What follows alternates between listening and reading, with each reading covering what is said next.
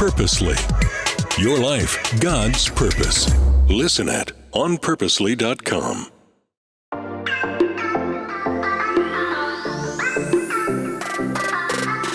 Hello, everyone, and welcome to the Gospel Tech Podcast. My name is Nathan Sutherland, and this podcast is dedicated to helping families love God and use tech. Today, we are continuing our conversation about how can we use tech well? How do we raise up kids who love God and use tech?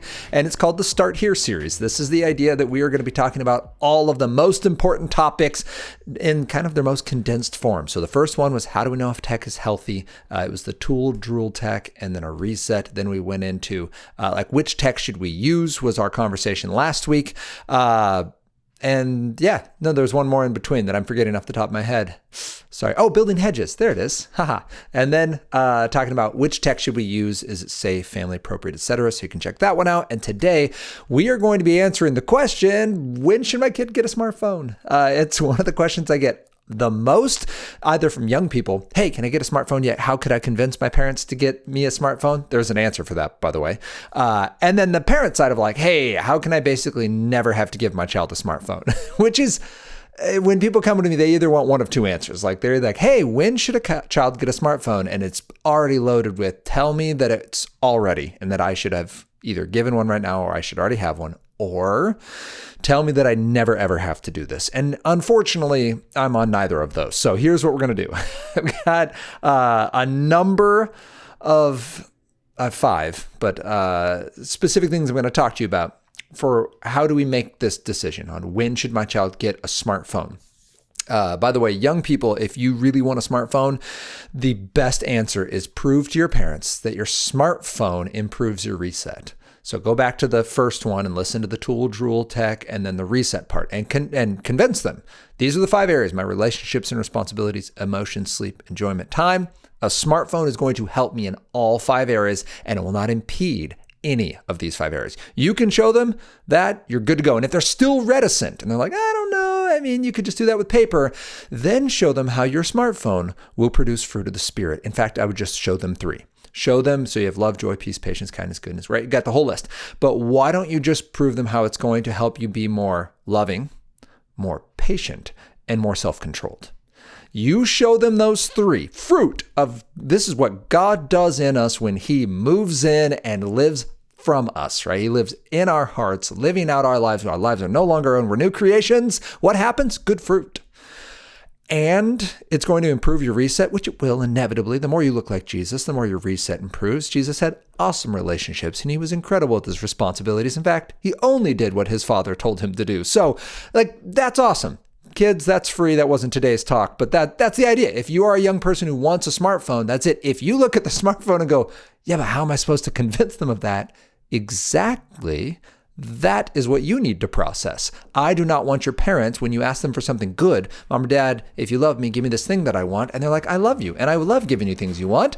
But let's make sure this thing is actually good for you because we love you. So if you ask for an egg, I don't want to hand you a scorpion. I want to hand you something that is actually healthful and nutritious and beneficial for your life.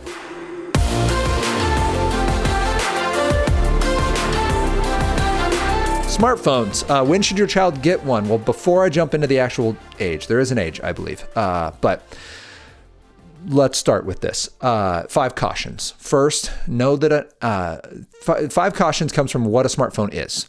We have to understand what we're talking about before we can set an age. Because if I just throw out an age, people will be like, oh, he's way too old, way too young.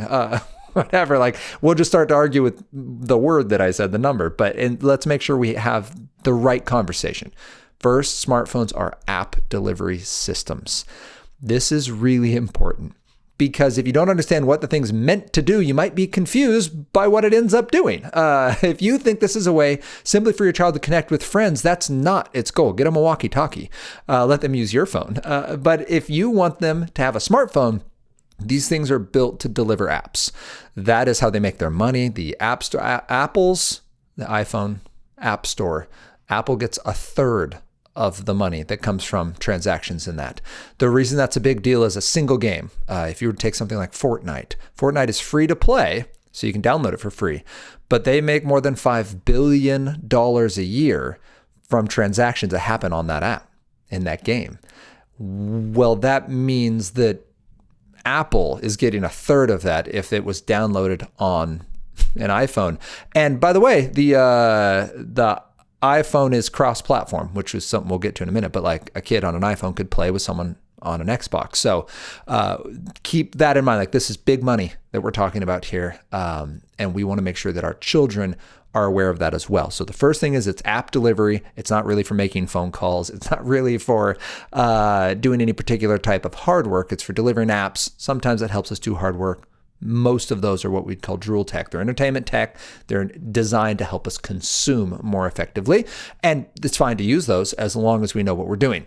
So that's the first thing. Second thing is we need to know that the app that most kids are saying, Mom or Dad, I want a smartphone. What they usually mean is, Mom or Dad, I want social media. And social media right now is a minefield for developing brains.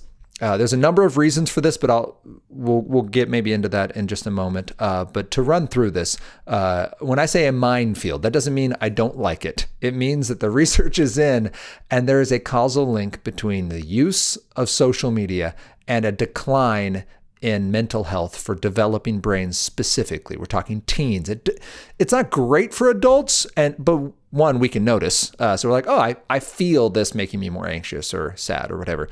But young people actually we're seeing a decline in their mental health, meaning they start using it, and at 2 hours a day, this is actually just for drool tech in general, but social media is included in that. The likelihood of suicidal ideation and depression increases more than 20% at 2 hours. At 5 hours a day, it's over 60% more likely to experience those. And the average teen right now is using 8.5 hours a day of drool tech. So I'm giving you this thing that's meant to deliver these distracting apps. And the one you're asking me for has a causal link with the decline in mental health. So I'm getting that from Jonathan Haidt and Jean Twenge, who are currently the leaders in the United States, at least, a New York University professor and a San Diego State University professor, writing about, man, we have the research. It's in a giant 300-page Google Doc. You can see it. It's all going back to, yes, the release of, social media in the late 2008, 2010s, but really at 2012, when there were some major changes in the social media industry, and they started making the individual, it was no longer about connecting, it was about leveraging the individual. Surveillance capitalism, selling data, selling connections, selling time on screen, and now keeping your attention is worth money. And that is where the shift begins, and it seems to impact youth the worst. So that's the first. Vivek Murthy is the U.S. Surgeon General. Twice last year in 2023, he came out with official statements, not just as a dad or an American citizen, but as the U.S. Surgeon General, saying 13 is too early to have a smartphone and to be on social media.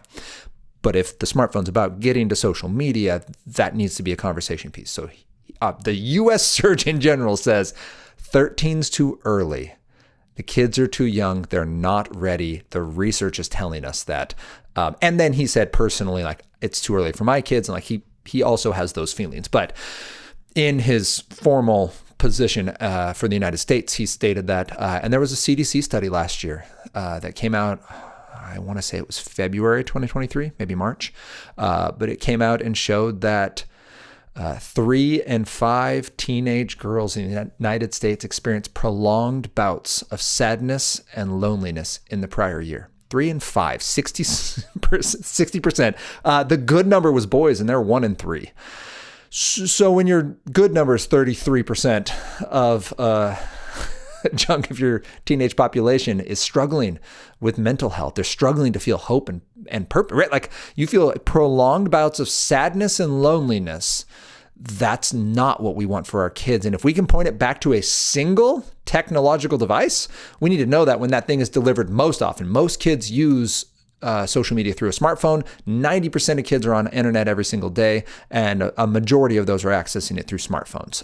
So we just need to be mindful of that. Social media is what your child's asking for, and for many young people, it is not a healthful place for them to be. I mentioned, before I went into the research side, some of the reasons why. We don't know a singular cause. So what we can show is and in fact, actually, at the time of this recording, PISA, P-I-S-A. I'm not going to remember what it all stands for, but it's the international test for how students do in learning academically. Like just how are students doing in the classroom compared to their peers in other, countries around the world? Well, we are seeing a marked decline, not because of COVID, actually starting again with the smartphone. And it is showing, along with secondary research going all the way back to 2012, 2014, continuing to 15, 17, 2022, that having a smartphone in the classroom hurts learning. That smartphones are not only delivering unhelpful apps, they're not only distracting our children, not only causing a decline in mental health, but we can show that removing a smartphone from a learning environment enhances emotional well-being, relationships, and academic success. So the reason I mention that is, all right, we know the smartphone is implicit in this, or complicit at least. We don't exactly know why. It has something to do with the age of the kid. This isn't happening in workplaces. We're not seeing, massive declines in workplace health because people have smartphones on them. We know it has something to do with the mediums that they're engaging. So TikTok and Snapchat, that has to do with the pace at which they're engaging information. Average video on TikTok is something like 34 seconds. Average viewing time in a day is 90 minutes. You're viewing in the range of 170 to 180 videos, and their topics. So not only are they fast, but they are what Neil Postman would call machine gunning with scraps, that you just are getting hit with sports and friends and kittens and history lessons and fun science and self-harm and pornography and depression, wars around the world, first-person accounts from those people in those wars, dis and misinformation. All of that is coming in no particular order. It's just one bit after another. And then your child, who might be 10 or 14 or 17, who may not have the context or the emotional health to explain, man, I saw this thing in between my favorite soccer team and my favorite cat video was this video of, depression or these really hard topics or this situation happening in war. And I don't know how to process it. In fact, they may not even remember they saw it. That's if it's like you and I, right? Like sometimes you'll watch something on social media rapidly and then turn away and be like, well, I feel vaguely anxious. That's what we know. It has something to do with that. It has something to do with their orbital frontal cortex. The part of the brain that helps them inhibit behaviors doesn't exist yet. And so they're running into content and making decisions that maybe they would otherwise not make. All of this, it impacts their sleep then, which impacts their mental health. So all of that is tied in, and it comes back to it's an app delivery system for social media, and we need to be mindful of that. All right. Then we need to know that strangers and bullies exist online, and you are more likely to run into them if you're online through a smartphone is the number one way, as I mentioned, kids go online. So if you're online, you're more likely to run into unsafe strangers and to bullies. Just statistically, there's more of them there than there are down your street. Also worth noting, there was a study, I want to say it was 2016, 2015, that said it was brought up in an argument for technology, but it's the point stands for itself. They were saying children should be in these spaces and parents shouldn't be afraid because only 9% of kids who go into online spaces are approached by an adult in a sexual manner. Only 9%. So whatever that is for you, but 1/11 of the children on the internet, and there's 70 million children in the US and 90% of them go online. So just take 9% of that. And that's the number of kids in a given year who are approached by an adult. If I told you that only 9% of kids who play a sport or go to school or enter this type of building will be approached by an adult in that way, we would shut that down immediately. So it's harder because it's the internet. It's very difficult to manage, and the companies that are providing it are providing access to it aren't providing the internet, right? So it's like, oh, it's not us. We're just the doorkeepers. Those are the people with the problem. I get it. But no one's taking care of it right now, and we could do better. So do know that is a real thing. The internet is accessed by kids most often through smartphones. It shouldn't surprise us then that pornography is also most often accessed by teens through smartphones. If you give your child a smartphone, make sure you can say the word pornography to them while making eye contact, and that you have some kind of accountability built in. Finally, video games. Just know that your smartphone is a cross-platform gaming device, meaning it's the exact same game of Fortnite. It's the exact same game of Minecraft. It can be played here and on the PC and on your console. It's the same game. It's not Centipede. It's not that TI-83 calculator Doom that you used to play growing up. This is full gaming platform. You can buy third-party controllers and it basically turns into a Switch. You can port games onto it that aren't even meant for it. So people play Overwatch on their smartphone because they don't have the computer that can run it, but their phone is capable of doing it. So they just put it on that device and they can play it that way. So if you don't know what any of that is, just know it's a gaming platform. And if your kid's into games, your kid knows that. So just make sure that you have rules and conversations and loving boundaries set up to protect your child who might love these things and have them on him or her all the time now. And that's going to be an important conversational piece for safety. All right. So then it comes to how old? Well, I mean, it's going to have to be past 13. I'm not going to argue with the U.S. Surgeon General, who, by the way, the document he produces is fabulous on that. Lots of research if you want to dig into more of what's happening in the brain, what's happening emotionally, what do we now know is happening because of the introduction of social media. And specifically his is the mental health decline of young people. That's the second report he put out last year. But 15 is the age that I encourage parents to look at. And I say 15 only if your child is asking for it. So if your child's starting to play sports and like, hey, sometimes we have, a delay with pickup or the sport changes, like my child needs to be able to reach out to me. Cool. That's great. I actually just saw Chris McKenna with Protect Young Eyes this week was writing about this. And a lot of parents push back and go, well, my child's in a public school and he or she needs to be able to reach out to me if there's an active shooting, if there's something dangerous happening at school. Like I need to know. And while I totally understand the humanity of that, and I have 3 kids that are out of school and I absolutely want to know 2 things. One, what all of the professionals are saying, and what Chris McKenna highlights from the professionals is the statement that your child needs to be listening to their teacher. Your child needs to be staying safe, not trying to reach out to you. And one, filling up some of the cell waves that are needed by first responders. And 2, so your child needs to be focused. And 2, every loving parent, upon hearing that message or receiving that, is going to be getting to that school. And that is the last thing that needs to happen, both on the first responder side and for your personal safety. First responders cannot be thinking about potentially armed parents and someone who's being unsafe in that building. Like that's not a fair thing to ask of people who are trying to keep our kids safe. So while that argument exists, and I understand the humanity behind it, and it's very real, please know that that is not grounded in what we actually want for our children, which is for them to be safe, listen to the people prepared to keep them safe, and to get out of there alive. So I know we want them to have it for that, but that's not a reason we're going to use right now. However, sports, life, multiple pickups, the logistics of siblings versus parents versus other parent versus family friend, I get it. You want that. We can go with a really dumb phone and work our way up, or if we're older than 15, we can get a real smartphone. If it comes to sports, like, some people have 8th grade kids, so you're 14, but this kid's a stud and needs to have a social media account. Great, just do it through your phone. Make it in your child's name, run that profile so that scouts can see your child and do all that. That's awesome. If your child is like, hey, this is my friend group, they're really important to me, and they only talk through this app, again, do it through your phone. We're not saying they cannot have any access to their friends or to technology. They shouldn't have personal ownership of that technology before 15. And I added that piece of, and only if they've asked for it, because some kids don't ask for it. Some kids get to 15 and go, wow, you know what? I've seen enough of the trauma. I've seen my friends do this. I do like some of it, but my goodness, I don't want one for myself because look at what it's doing to people. I want to enjoy life. I want to have a childhood. So we're going to try to preserve childhood till 15. And then certainly at 15, if they're asking, give them the opportunity to prove trustworthiness.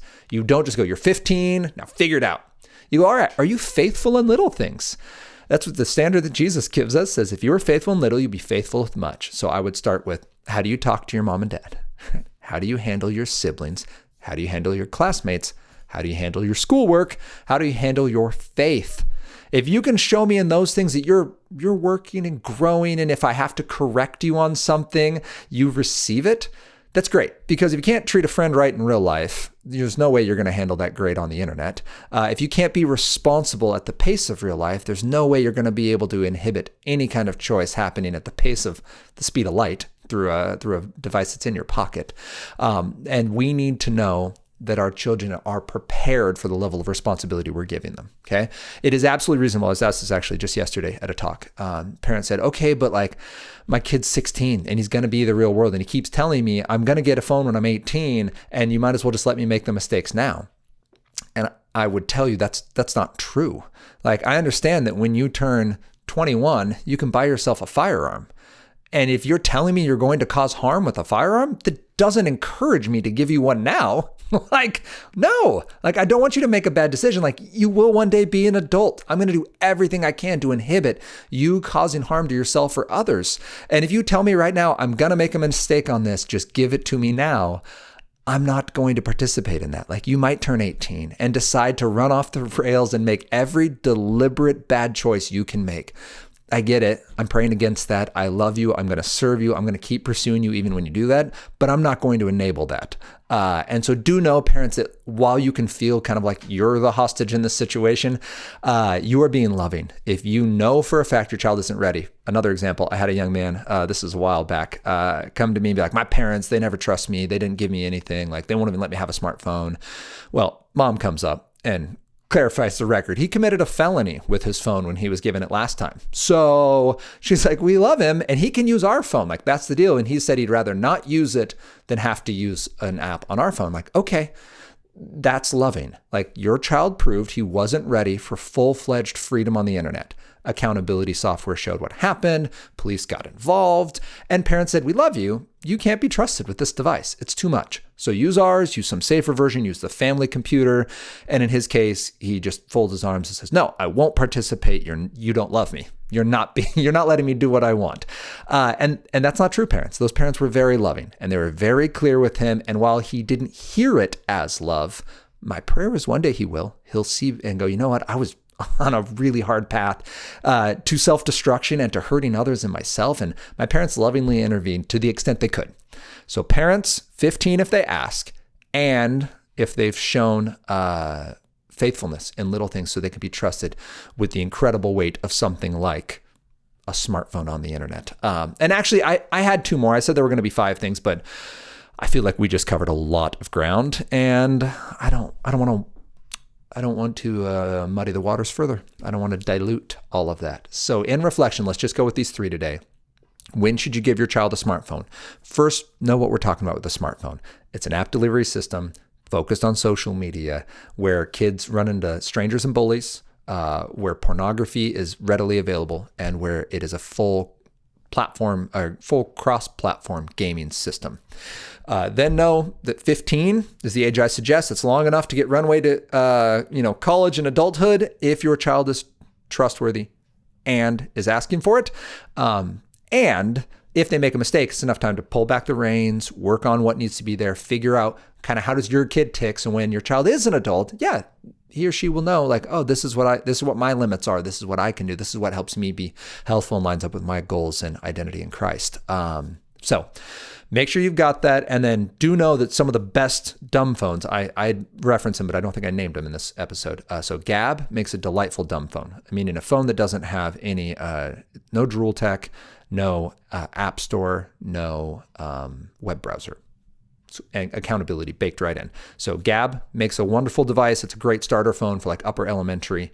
And then the Bark phone is a newer device in terms of it's only been out for like a year, but I really like it for that 13, 14, 15 age range, 14, 15, 16 age range, as your child is getting a device, but it's still a dumb phone, like it defaults to nothing. Doesn't have anything. It just looks cooler. So your kid won't, have people like, hey, why do you only have one lens? Like, I get it. It's real. I'm sorry, but kids are mean. So has that. And then you can slowly roll out just what they are earning with trust, right? That they're showing they're capable of handling. So lots of great accountability baked right in with all of that too. Because the idea here is that we are raising up discerning young people. We're raising up kids who understand how to use technology. We're going to model that well from our side, and then help them answer the hard questions that they're going to come up with that you and I really don't have to deal with. Like, I don't have to deal with peer pressure to use social media. Use it for my job, and then I can walk away. But it is different for our kids, and the relationship is the most important there. So thank you for being a part of this conversation. I hope this was encouraging and helpful. If it did help you, would you consider sharing it with someone? These are also on YouTube now. You can check out Gospel Tech on YouTube. That's kind of crazy. You can find us on social media at Love God Use Tech. If you have any questions, reach out to me, Nathan@gospeltech.net, or questions for like the greater forum of future conversations, you can go questions@gospeltech.net. And would you join me next week as we continue this conversation about how we can love God and use tech?